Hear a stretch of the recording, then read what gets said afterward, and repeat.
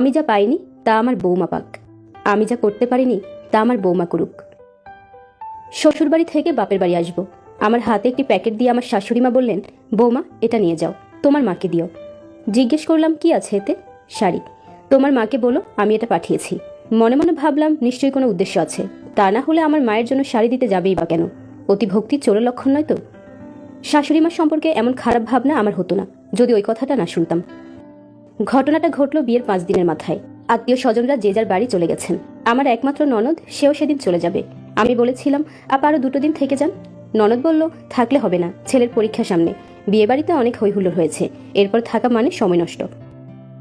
বাড়ি যাওয়ার সময় আমার ননদ শাশুড়ি মায়ের ঘরে ঢুকে বলে গেল, মা তোমার মনের ইচ্ছেটা এবার পূরণ হবে, নতুন বউতে এসেই গেছে, শুরু করে দাও।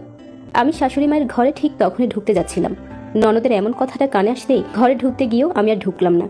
তারপর আমার শাশুড়ি মা বলে উঠলেন, সে কথা বলতে শুরু তো করবই, এই তো সবে 5 দিন হয়েছে, দাঁড়া আস্তে আস্তে সব হবে, মনের সমস্ত রাগ এবার উসুল করে নেব। রাগ উসুল করে নেব এমন কথা শুনে আমি তো হতবাক হয়ে গেছি। মনে মনে ভাবলাম আমি 5 দিনে কি এমন করলাম যে রাগ উসুল করবেন? আমি তখন দৌড়ে এসে একেবারে আমার ঘরে। আমার বর তখন জামা প্যান্ট আয়রন করছিল। আমাকে এভাবে দৌড়ে আসতে দেখে বর জিজ্ঞেস করেছিল, কি হলো এভাবে দৌড়ে এলে? আমি কি উত্তর দেব তখন বুঝতে পারছিলাম না। কথাটা ঘুরিয়ে দিয়ে বললাম, কই কিছু না তো। যেভাবে তুমি দৌড়ে এলে আমি ভাবলাম ভয় পেয়ে ছুটে এসেছ। এদিকে ননদ তখন শাশুড়ি মায়ের ঘর থেকে বেরিয়ে এসে আমাকে ডাকাডাকি শুরু করে দিয়েছে। আমি ঘর থেকে বেরিয়ে আসি, সঙ্গে আমার বড়। আমি কাছে যেতেই ননদ বলল, ভালো থেকো, সুখে সংসার করো, সবসময় হাসি খুশি থাকবে। আমার বরের দিকে তাকিয়ে বলতে লাগলো, ভাই আরশিকে ভালো রাখিস, ও এই বাড়িতেও নতুন, ভুল ত্রুটি হলে মানিয়ে নিস। এমন কথা শুনে আমি হতবাক। কিছুক্ষণ আগেই শাশুড়িমাকে যে ওইরকম একটা কথা বলে এলো, আবার আমার সামনে এসে অন্য সুরে কথা, ভাবতেই পারছিলাম না। একটা খটমট ব্যাপার তৈরি করে দিয়ে ননদ বাড়ি চলে গেল। এদিকে মনের মধ্যে ওই কথাটাই তোলপাড় করছে। ভাবলাম এই কোন বাড়িতে এসে পড়লাম রে বাবা। শাশুড়ি মায়ের মনে অসৎ উদ্দেশ্য আছে জেনেই ভয় করতে লাগলো।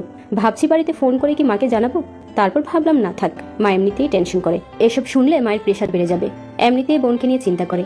নিজের মধ্যেই রেখে দিলাম ব্যাপারটা। ননদ চলে যেতে বাড়ি ফাঁকা হয়ে গেল।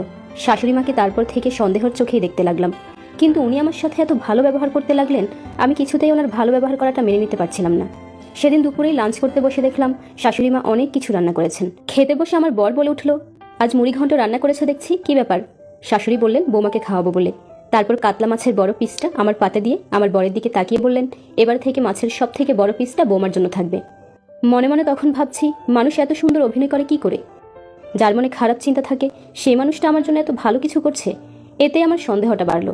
শাশুড়ি মায়ের এই খাতির যত্ন করাটা আমার চোখে ভালো ঠেকলো না তখন, কারণ মনের মধ্যে পুষে রেখেছি ওই কথাটা। তার উপর বাবার বাড়ি যাওয়ার সময় মায়ের জন্য শাড়ি পাঠানোটা আমার সন্দেহটাকে আরো বাড়িয়ে তুললো যেন। আমি বাবার বাড়ি গেলাম। শাশুড়ি মায়ের পাঠানো শাড়িটা আমার মা হাতে পেয়ে আমার শাশুড়ির প্রশংসায় পঞ্চমুখ হয়ে উঠল। আমি কিন্তু খুশি হতে পারলাম না। ভাবলাম চাকরি করা বৌমা পেয়েছে তো, তাই এইসব ন্যাকামি। কারণ আমি জানি এসব করার পেছনে একটা উদ্দেশ্য আছেই, স্বার্থ ছাড়া কেউ কিছুই করে না। তখন মনে পড়েছিল আমার বোনের কথা। আমার বোনকেও নাকি তার শাশুড়ি বিয়ের পর ঠিক এমন যত্নটাই করেছিলেন। বুঝলাম নতুন বউ হলে প্রথম কয়েকদিন এরকম একটু আধটু সবাই দেখায়। আমার বোনও প্রথম শাশুড়ি ভীষণ প্রশংসা করত। পরে বোন বুঝেছিল এসব লোক দেখানো ছাড়া আর কিছুই নয়। ভণ্ড কিছু মানুষ থাকে যারা প্রথমে ভালো দেখালেও পরে তাদের আসল রূপটাই চোখে পড়ে। আসলে বোনের স্যালারির টাকা শাশুড়ির হাতে তুলে দেয়নি বলে অশান্তি। তারপর থেকে আর আদর যত্ন বোনের কপালে আর জোটেনি। বোনের কথা ভাবলেই যেন আমার চোখে জল আসে। আমার বোনের মতো শান্ত স্বভাবের মেয়ের কপালে ওরকম একটা শাশুড়ি জুটবে ভাবতেই পারি না। শ্বশুর বাড়িতে বোনের কোনো স্বাধীনতা নেই, অথচ বোনটা চাকরি করে। চাকরি করলেও যেন নিজে থেকে কিছুই করতে পারে না। বাবা মাকে যদি কিছু দেয় তাও আবার লুকিয়ে, যদি জানতে পারে তাহলেই অশান্তি। অশান্তি শুধু বোনের শাশুড়ি করে না, দুলাভাইও করে। দুলাভাই বলে, মেয়ের বিয়ে হয়ে যাওয়ার পরেও তোমার বাবা তোমার থেকে হাত পেতে টাকা নেয় কি করে? অথচ বিয়ের আগে আমার দুলাভাই কত ভালো মানুষ ছিল, বিয়ের পর সব পাল্টে গেল। বাবা মাকে একটু আধটু যা দেয় তাও লুকিয়ে। একটা কথা তাই ভাবি, বিয়ের পর মেয়েরা কেন পর হয়ে যায়? কেন তাদের বাবা মায়ের জন্য কিছুই করতে পারে না? চাকরি করা মেয়েরা বিয়ের পর বাবা মায়ের জন্য কিছু করলে কেন এত অশান্তি করে? আমি ঠিক করেই রেখেছিলাম আমাকে যেন আমার বোনের মতো না হতে হয়। তাই যা করব লুকিয়ে নয়, করব প্রকাশ্যেই। বাবা মায়ের জন্য কিছু করতে গেলে লুকিয়ে করতে হয় নাকি? কারণ আমিও তো চাকরি করি। বাবার বাড়ি থেকে কিছুদিন পর শ্বশুর বাড়িতে ফিরি। ছুটির মেয়াদও শেষ হয়।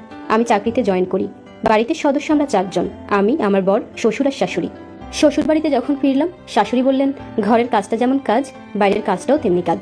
তুমি যেহেতু চাকরি করো তোমাকে সেদিকটা আগে সামলাতে হবে। বাড়ির রান্না বান্না আমি সামলে নেব, ছুটির দিনে তুমি চাইলে রান্না করতে পারো। এমন কথা শুনে ভাবলাম এত ভালো মানুষ শুনি, কি জানি এর পেছনে কি উদ্দেশ্য। যতদিন যায় ততই আশ্চর্য লাগে মানুষটাকে।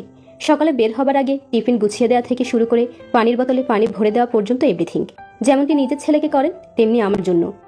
2 মাস, 5 মাস, 7 মাস, 1 বছর কেটে গেল। মানুষটার কোনো পরিবর্তন চোখে পড়ছিল না। যত দিন যায় তত আরো ভালোটাই চোখে পড়তে লাগলো। বৌমার যত্নের কোনো ত্রুটি করেন না। অবাক করার বিষয়, আমার স্যালারি নিয়েও কাউকে মাথা ঘামাতেও দেখিনি। না আমার বর, না আমার শ্বশুর, না শাশুড়ি। আমার ইচ্ছে মতো টাকা আমার